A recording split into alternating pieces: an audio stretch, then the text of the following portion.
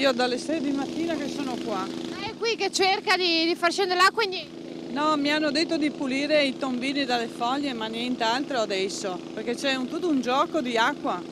Quanta acqua è entrata in casa? Parecchia, parecchia. Ho allagato tutta la cantina. Tutta la parte sottostante, tutta arredata, tutto,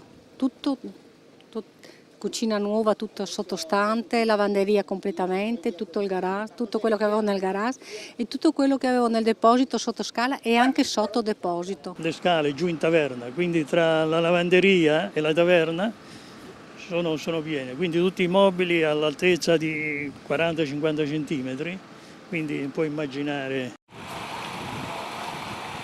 Questa è via Zanella, Portogruaro, una delle zone più colpite dal maltempo. Dalle 6 del mattino i residenti si sono armati di stivali e sacchi per proteggere le loro case, ancora una volta, proprio come nel 98, nonostante i successivi interventi. Mi sono svegliata di nuovo con il stesso, mi pareva che era lo stesso rumore tanti anni fa e purtroppo era come quando si sente come un fiume in getto, senti proprio il fruscio dell'acqua che viene, ma sa.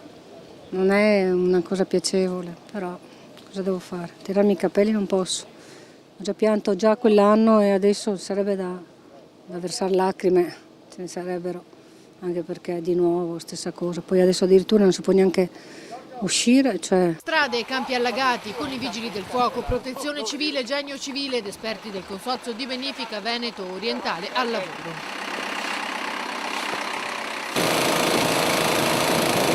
Le pompe che stanno trasferendo l'acqua che abbiamo appena visto in via Zanella, una delle zone più colpite dal maltempo, che stanno facendo confluire tutta in questo campo. Grossi problemi anche in due strutture dell'ULSS 10, la comunità alloggio dedicata alla cura dei disturbi del comportamento alimentare e del peso in via della Resistenza, nota come Casa delle Farfalle, si è completamente allagata e successivamente è stata evacuata.